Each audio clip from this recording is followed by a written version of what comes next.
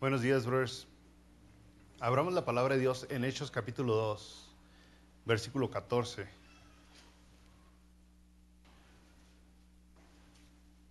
Estamos viendo el nacimiento de la iglesia. La semana pasada vimos Hechos capítulo 2, versículo 1 en adelante, cuando está este grupo de gente reunidos y baja Dios sobre ellos, de tal manera que es evidente de una manera audible y visual. Y una cosa,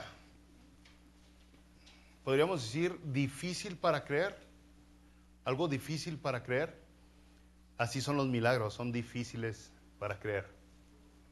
Algo no común, algo no de siempre, no es pan de todos los días, esos son los milagros, ocurren de vez en cuando. Pero aquí es algo especial porque es el nacimiento de la iglesia. Cuando nace la iglesia, Dios viene sobre ellos y los capacita, los llena de poder, los habilita, los comisiona. Y entonces, después de que vieron todo esto que estaba sucediendo en Hechos capítulo 2, donde las personas, los discípulos de Jesucristo, empezaron a hablar en diferentes idiomas, el versículo 13 dice, pero muchos no creían porque decían, están llenos de mosto, están ebrios. Están ebrios, es lo que algunos decían, no creyeron en él todo, en ellos, no creyeron en el Jesucristo que se está anunciando. Estos simplemente están ebrios. Versículo 14, Hechos capítulo 2. Entonces Pedro, poniéndose en pie con los 11, alzó la voz y les habló diciendo, varones judíos y todos los que habitáis en Jerusalén, esto os sea notorio, y oíd mis palabras, porque estos no están ebrios, como vosotros suponéis, puesto que es la hora tercera del día. Y Pedro no pasa mucho tiempo averiguando, discutiendo con ellos si están ebrios o si no están ebrios, simplemente le dice, no están ebrios, y luego les dice, pues, qué ridículo pensar que están borrachos. Son apenas las 9 de la mañana. La hora tercera, la hora primera en el reloj judío es a las 6 de la mañana. Esa es la primera hora del día. Lo que nosotros conocemos es las 6 de la mañana, para ellos es la hora primera del día, 6, 7, 8, 9, ¿no?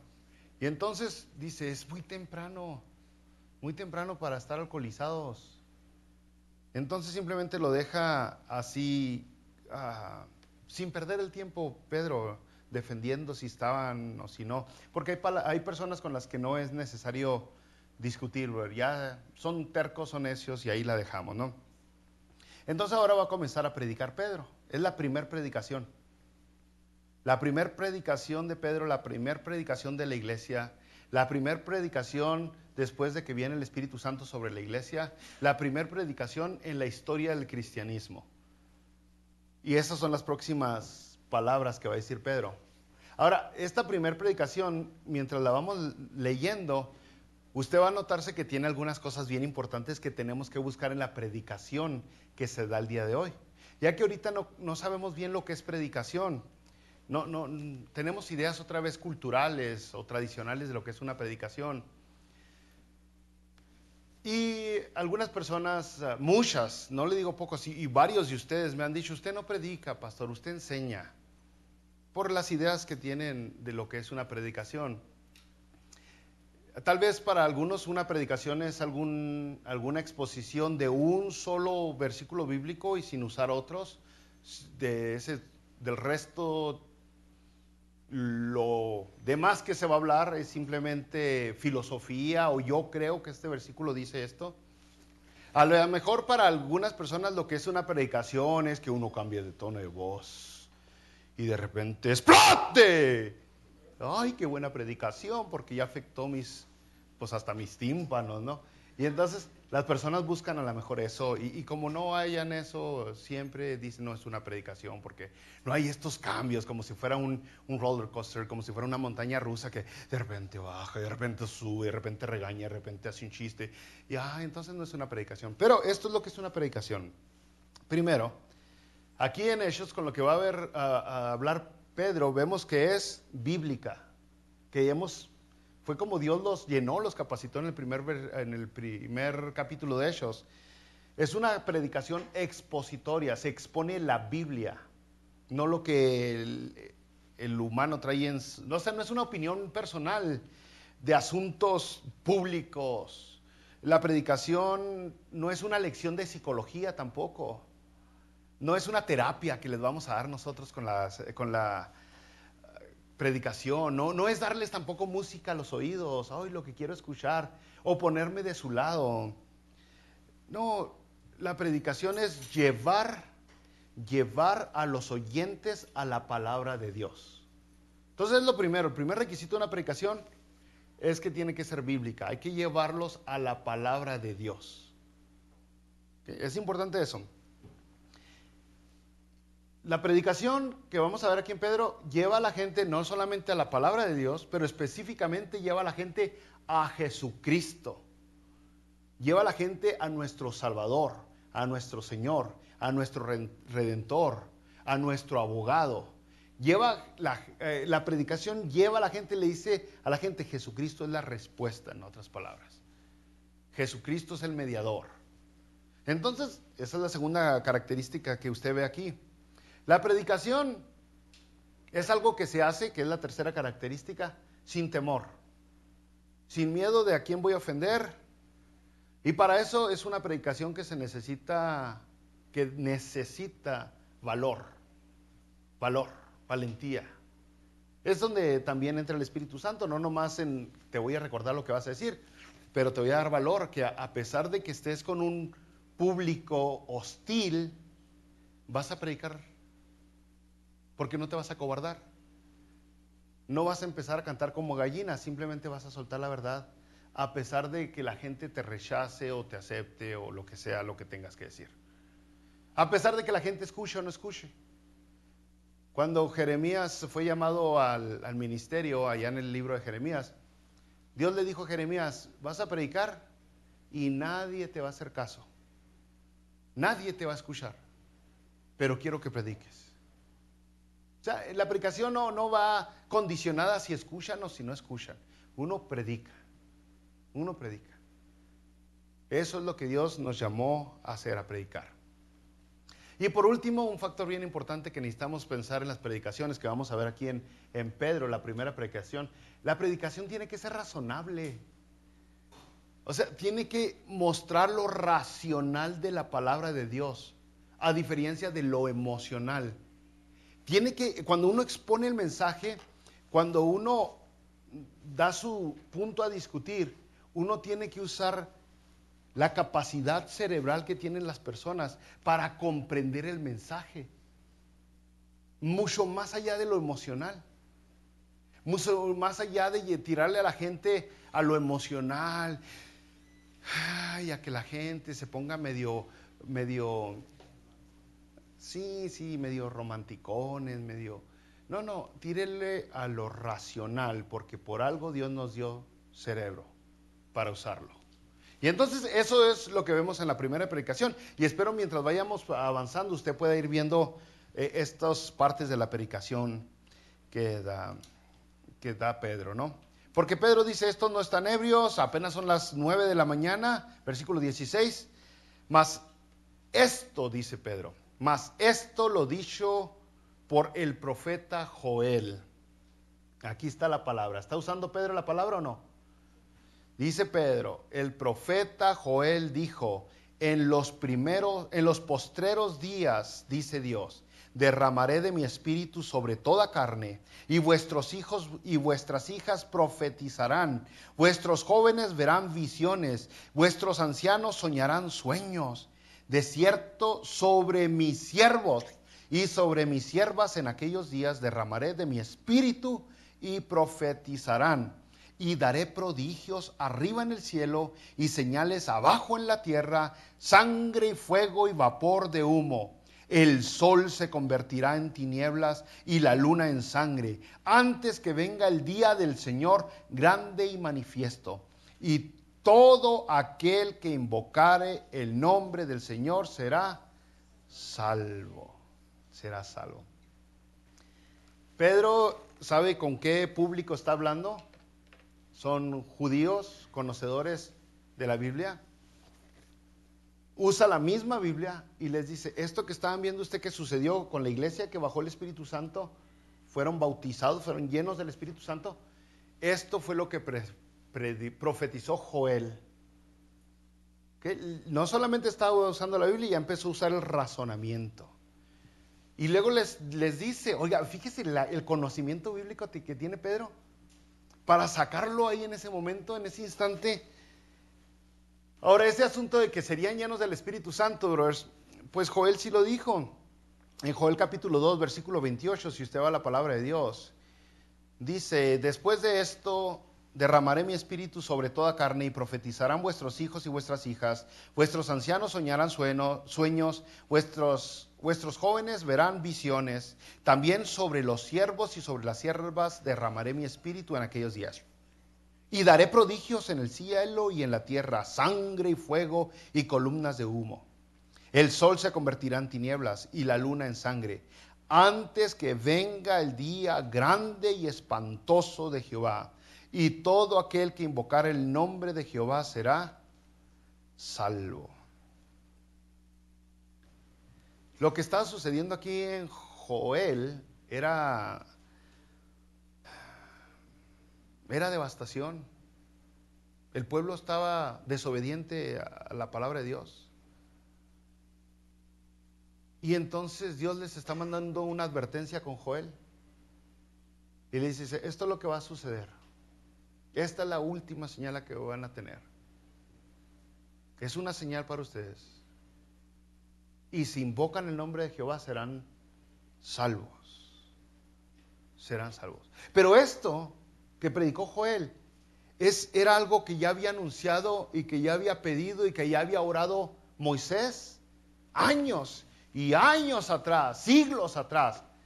Ya había Moisés orado por esto, que el Espíritu Santo cayera sobre todas las personas que invocaran el nombre de Jehová. Si vamos nosotros a Números, en el capítulo 11 de Números, pues se lo parafraseo, número 11.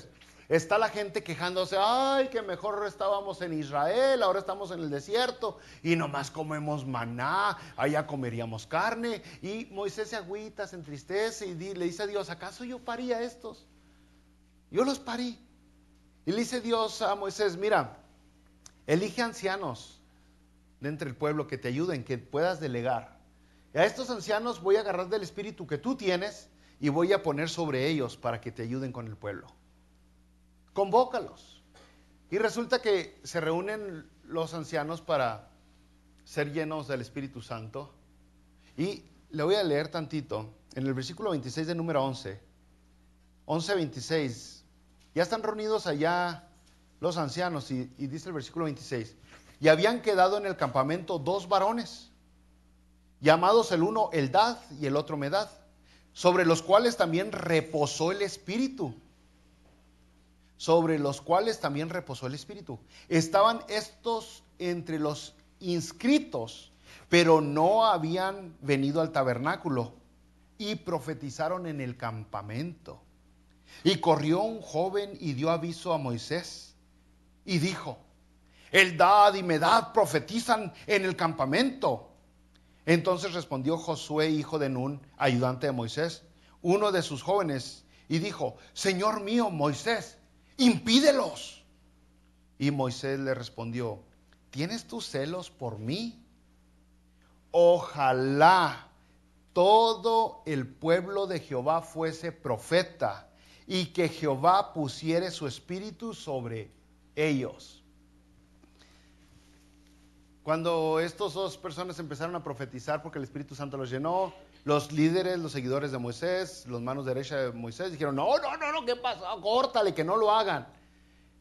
Y hace un clamor Moisés, dice, ojalá todos fueran llenos del Espíritu Santo. No nomás yo, no nomás estos 2, sino que todos fueran llenos del Espíritu Santo. Pasa, bueno, si seguimos leyendo ahí el número 11, brothers, al final de esto el pueblo de Dios fue alimentado por las gracias por los pajaritos. Fue alimentado comieron, les salía, dice Dios, que les iba a salir hasta por las narices, así dice, narices. Y luego después murieron, fueron castigados, ¿no? Por su avaricia. Eso fue el castigo, avaricia. Al pasar del tiempo, esto mismo se convierte en profecía con Joel. Y dice, eventualmente el Espíritu Santo va a caer sobre todos aquellos, sobre todo el pueblo de Dios. Y luego llegamos siglos después a Hechos, y baja el Espíritu Santo sobre toda persona que está ahí reunida. Los demás se escandalizan y les dice Pedro, esto fue lo que predicó Joel. Esto fue lo que predicó Joel. Acaban ustedes de ser testigos de lo que se predijo siglos atrás. ¿No se dan cuenta ustedes? Dios ha derramado su Espíritu sobre todos nosotros. Entonces puede entender usted que Números 11, Joel 2, en ambas ocasiones son momentos de rebeldía que la gente estaba teniendo, el pueblo de Israel. Lo mismo en Hechos. El pueblo de Israel estaba alejado de Dios. Alejado de Dios. Viene la iglesia como muestra, como señal con este acontecimiento que estaba sucediendo. Y les da una chance más.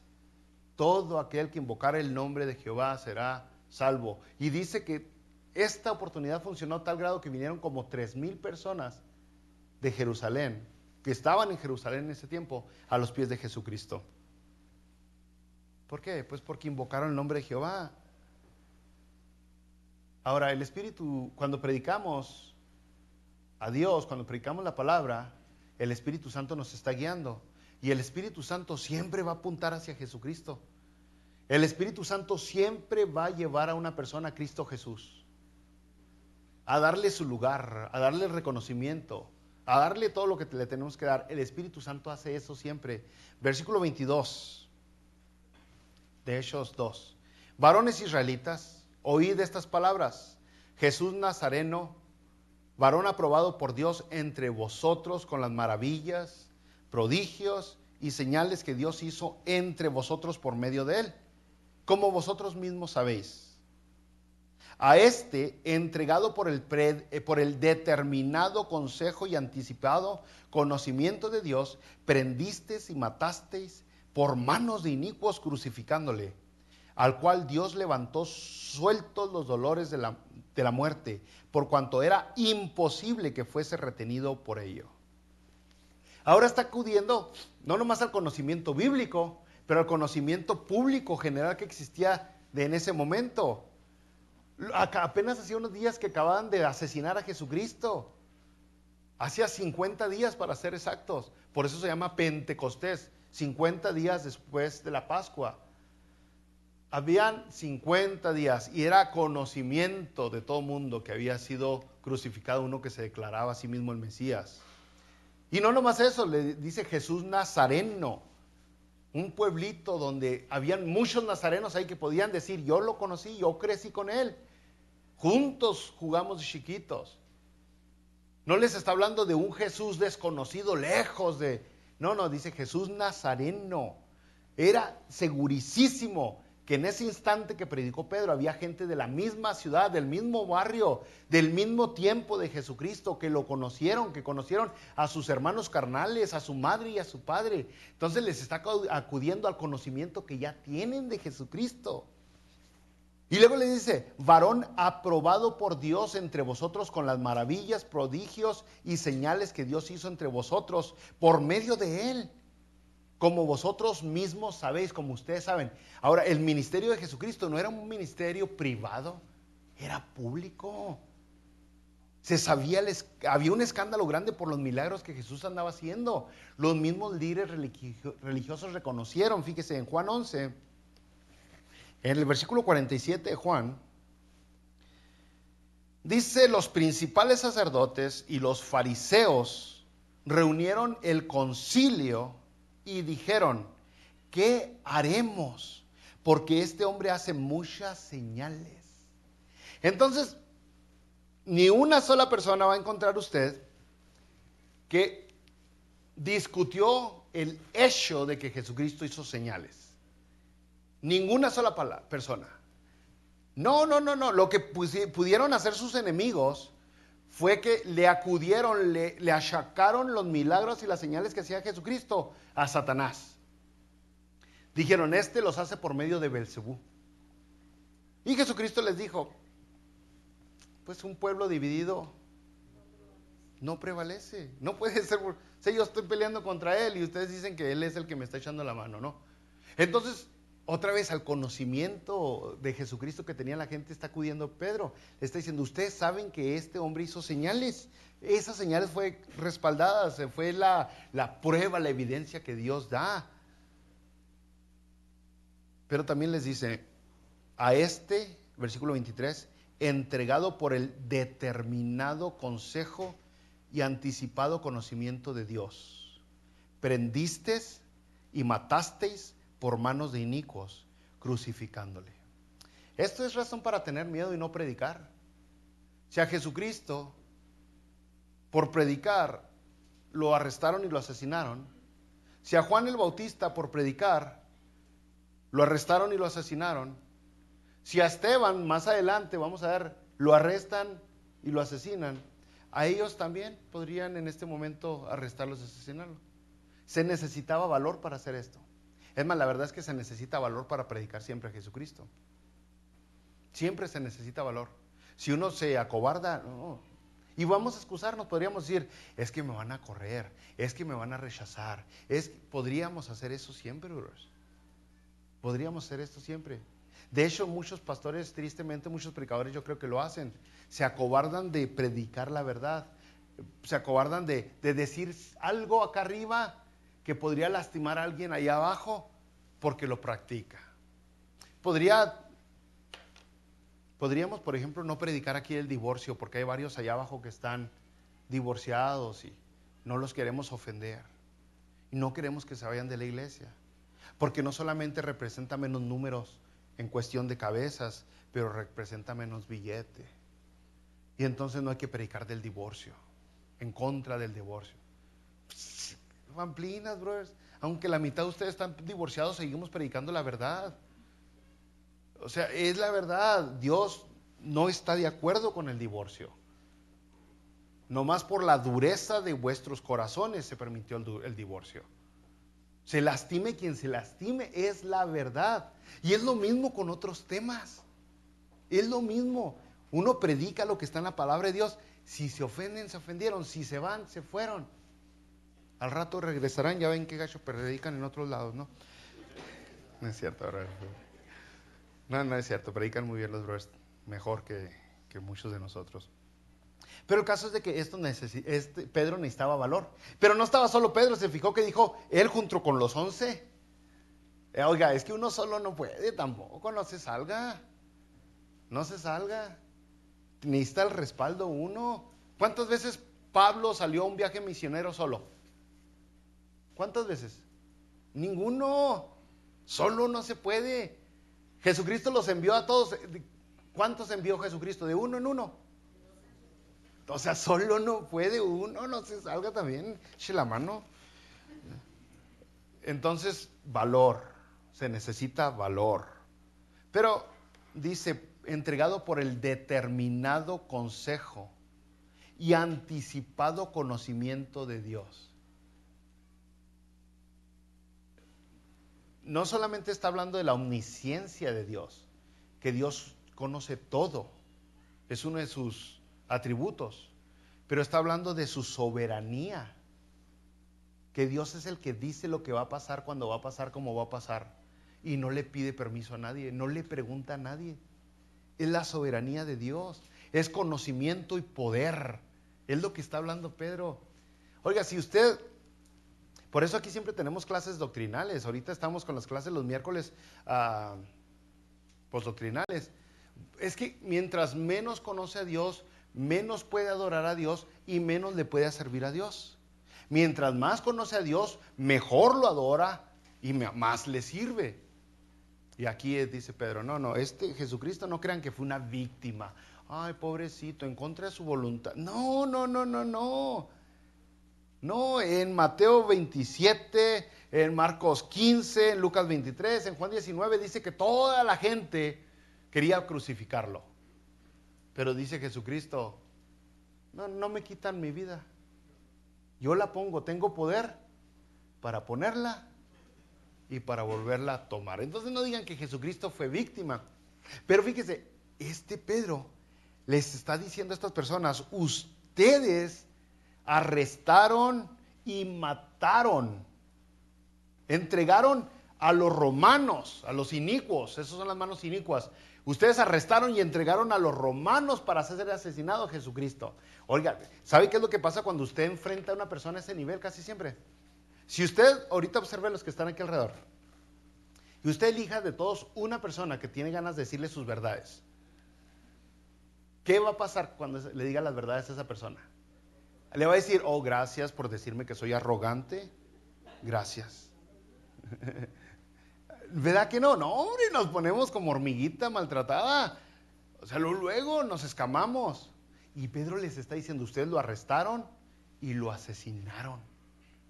Oiga, son palabras duras. ¡Qué valor! ¡Qué valor para hablar! No lo podría haber hecho Pedro si no estuviera lleno del Espíritu Santo. Se necesita valor. Y estas son las mismas personas otra vez que arrestaron y pues se le entregaron a los romanos a Jesucristo para ser asesinado, los que gritaban, crucifícale, crucifícale, crucifícale. A estos les está predicando, versículo 24, el cual Dios levantó, sueltos los dolores de la muerte, por cuanto era imposible que fuese retenido por ella. Dice, era imposible que Jesucristo se permaneciera muerto. O sea, no había modo. ¿Cuáles son las chances de que Jesucristo iba a quedar muerto? 0.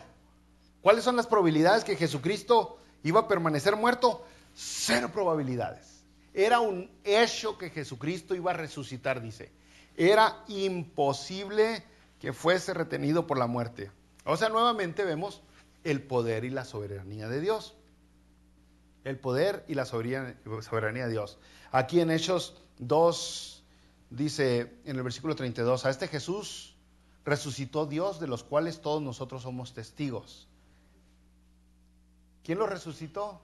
Dios. Y dice, todos nosotros somos testigos. Otra vez está diciendo, aquí hay gente que certifique que es cierto. Pero también en Hechos 3.15, en Hechos 4.10, Hechos 13.10, en Romanos 10.9, en Colosenses 2.12, dice que Dios resucitó a Jesucristo entre los muertos. Romanos 8 dice que el Espíritu Santo resucitó a Jesucristo entre los muertos. A Jesucristo mismo en Juan 10 dijo que Él mismo tenía poder para resucitar, para volver a tomar sus vidas. Está hablando de la Trinidad.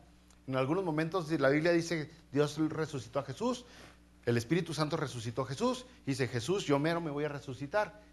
Es el mismo Dios, es un solo Dios. Un solo Dios. Era imposible mantener a Jesucristo resucitado. Muerto, gracias, muerto. ¿Sabe? Estamos hablando de la esencia de la persona, de Jesucristo. Vamos a poder abrazar un poquito más esta idea de que era imposible que Jesucristo permaneciera muerto. Porque en su naturaleza, en la naturaleza de Jesucristo, Él no lo podían detener, siendo quien es todopoderoso, omnisciente, omnipresente, omnipotente. ¿Cuál es la palabra que nunca cambia? Se me fue. Inmutable. El caso es que perfecto, completo. Pero eso es lo que describe la persona de Jesucristo. ¿Quién es Él? Vamos a describirlo usted, por ejemplo, para que entienda. Y que somos imperfectos en todo sentido, ¿eh? Somos imperfectos, somos incompletos en todo sentido. Pero, por ejemplo, ¿cuántos de ustedes, por ejemplo, yo le puedo decir no voy a decir quién porque se enojan, pero algunas personas de ustedes, por ejemplo, yo diría que les digan que van a una sala de espera y que les dicen, se tienen que quedar calladas por 4 horas. Yo sé que 2, 3 de ustedes no aguantarían quedarse calladas. O sea, no aguantan, empiezan a hablar hasta con ustedes solas. Porque está dentro de ustedes, es su personalidad de hablar. Digamos, es su personalidad de hablar. Pero también, ¿cuántos de ustedes aguantarían vivir solos? Por ejemplo, si muere su pareja, ¿cuántos de ustedes se quedarían solos? Y fueran felices siendo solos. Mire, no, voy a causar problemas aquí, mejor no. Cuando me refiero a solos es solo, sin amigos, sin relación con hijos, sin relación con otras personas. Me refiero a solos. No pudiéramos, somos personas sociales, así nos hizo Dios. Pero ya que somos imperfectos, incompletos, ya cualquier ejemplo que le pongamos nosotros del ser humano, comparándonos con Jesucristo, queda a medias, queda corto, porque Jesucristo es perfecto totalmente. Nosotros somos imperfectos. Y la misma naturaleza de Jesucristo evitaba que Jesucristo permaneciera muerto. Era imposible, dice Pedro. Las rejas de la prisión no lo podían detener. Era imposible. Y luego explica un poco más. El versículo 25, nuevamente Pedro vuelve a usar la Biblia y dice, porque David dice de él, David dice de Jesucristo. Ahora va a citar un salmo. Veía al Señor siempre delante de mí, porque está a mi diestra, no seré conmovido. Por lo cual mi corazón se alegró y se gozó mi lengua, y aún mi carne descansará en esperanza, porque no dejarás mi alma en el Hades, ni permitirás que tu santo vea corrupción. Me hiciste conocer los caminos de la vida, me llenarás de gozo con tu presencia. Les está leyendo un salmo, bueno, les está citando un salmo que la gente conocía, porque la gente se memorizaba todos salmos, brother. Ahorita les digo, ¿qué dice el Salmo 1? Bueno, dígame el último, el Salmo 150, ¿qué dice? Pero en ese momento todos los salmos la gente se memorizaba.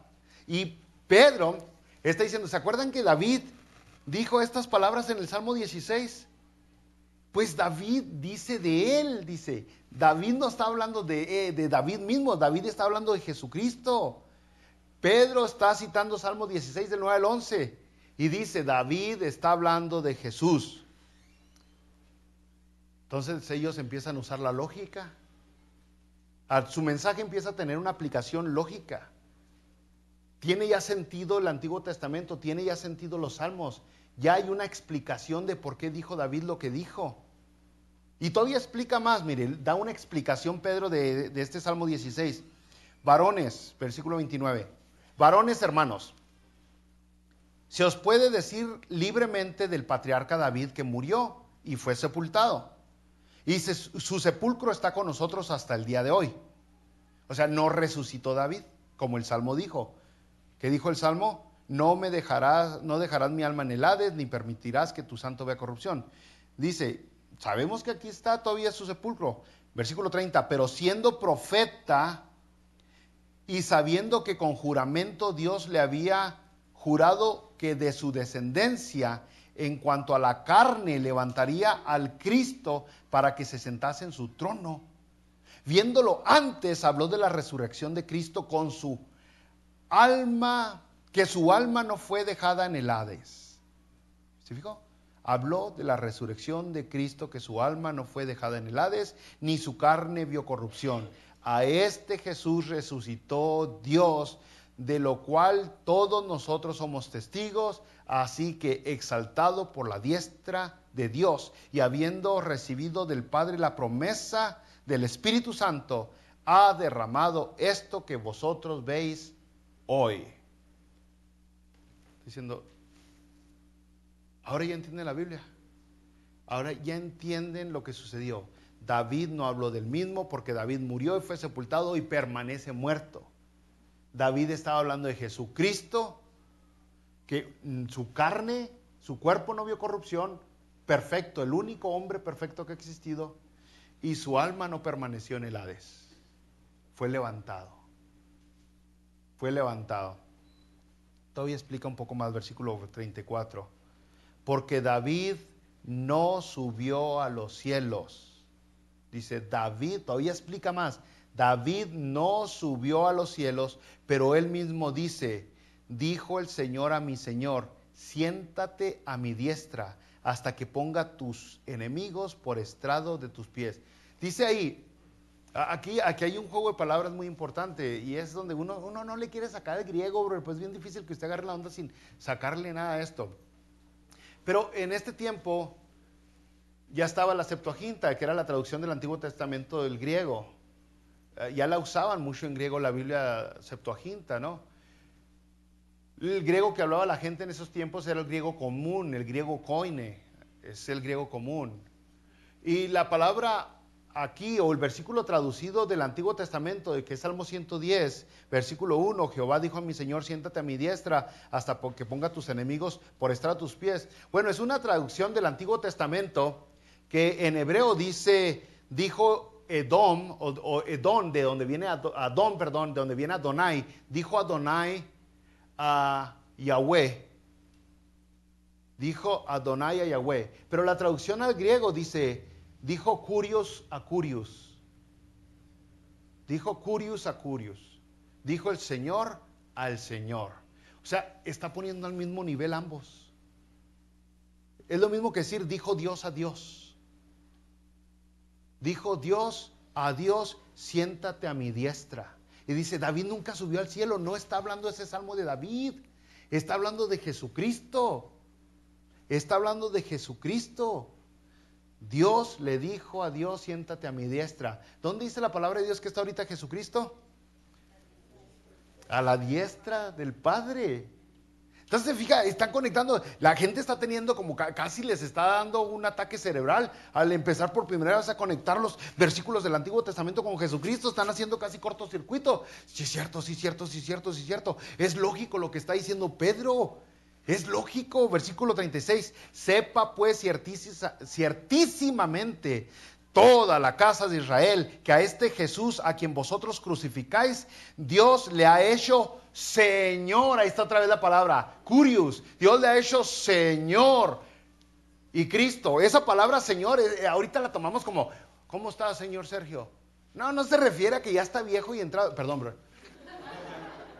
No se refiere a que ya está maduro, que no es un chavalito. Se refiere a un nivel de autoridad. Autoridad. Y no nomás cualquier autoridad. Cuando la Biblia dice que Jesucristo es el Señor de señores, es que no hay arriba nadie de Jesucristo. El Rey de reyes, no es que hay otro rey, Él es el último, el máximo. Entonces hay dos palabras que el Nuevo Testamento usa. Una es curios, Jesucristo es curios, es Señor. Y para nosotros es dulos. Somos esclavos.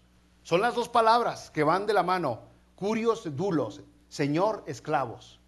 Esa es la idea del Nuevo Testamento.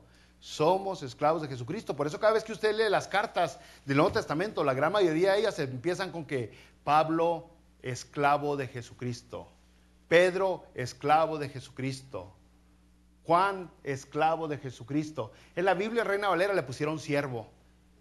Siervo de Jesucristo. No dice siervo. Dice esclavo. Esclavo.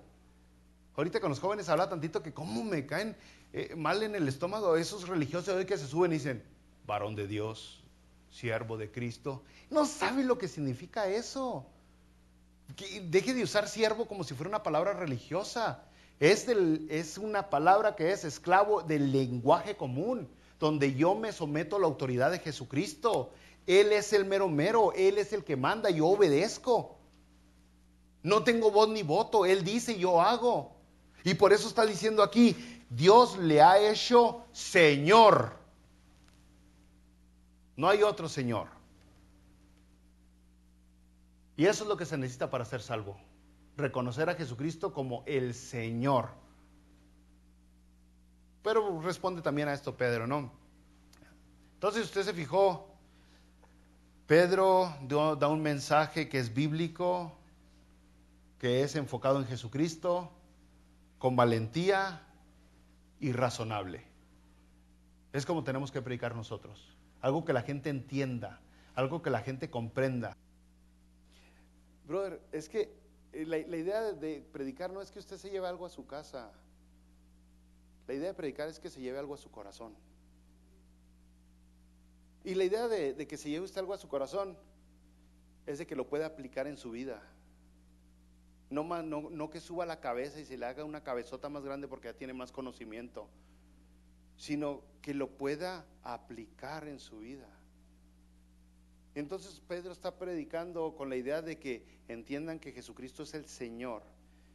Y empieza a resumir, dice, la gente ya escuchó, la gente ya razonó, ya usó el cerebro, vieron la evidencia tanto del Espíritu Santo como la prueba bíblica. Y dice el versículo 37, al oír esto, se compungieron de corazón.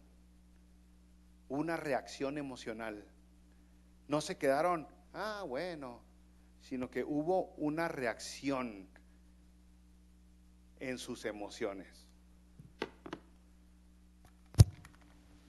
Una reacción en sus emociones. Es importante entender, las emociones no tienen que controlar su vida. No. La verdad tiene que controlar sus emociones.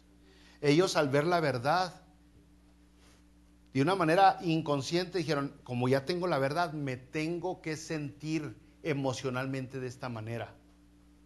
Pero no al imaginarse la verdad, no porque había humo y el ambiente estaba bien chido, y los colores y las luces y la música. No, ahí está siendo fantasioso.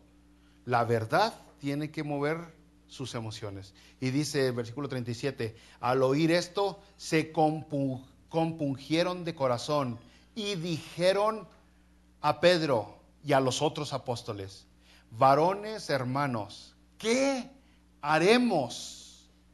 ¿Qué haremos? Ya tengo esta verdad delante de mí. Ya me doy cuenta que Jesucristo es el Mesías, el Señor. ¿Qué voy a hacer ahora con esta verdad? Y esa es la pregunta más grande de todo el mundo, más importante de su vida.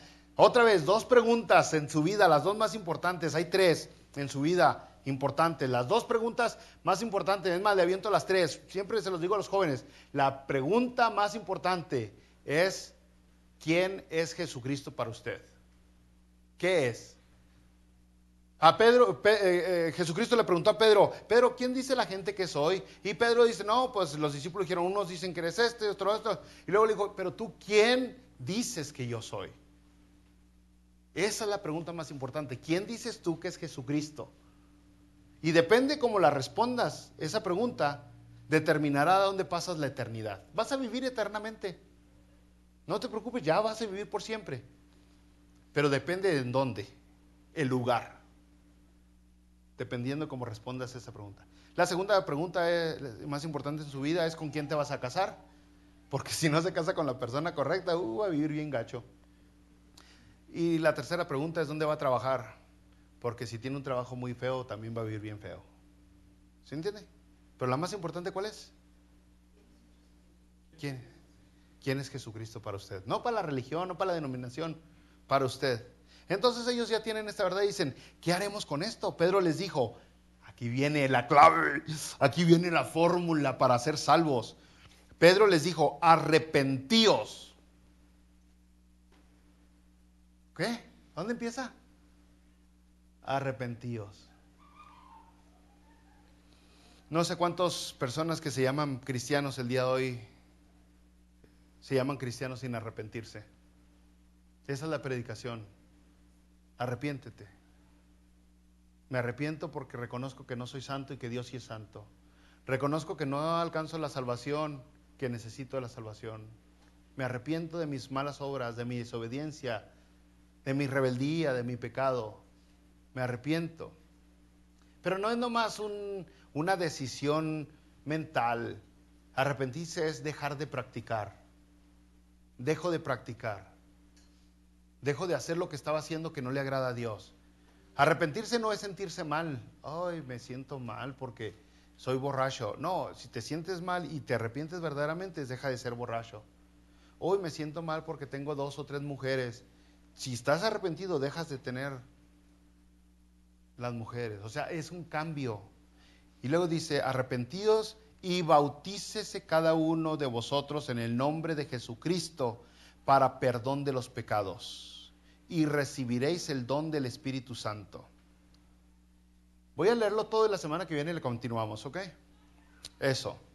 y recibiréis el don del Espíritu Santo, porque para vosotros es la promesa y para vuestros hijos y para los que están lejos, para cuantos el Señor nuestro Dios llamare. Y con otras muchas palabras testificaba y les exhortaba diciendo, sed salvos de esta perversa generación. Así que los que recibieron su palabra y fueron bautizados y se añadieron aquel día como 3,000 personas, y perseveraban en la doctrina de los apóstoles, en la comunión unos con otros, en el partimiento del pan y en las oraciones.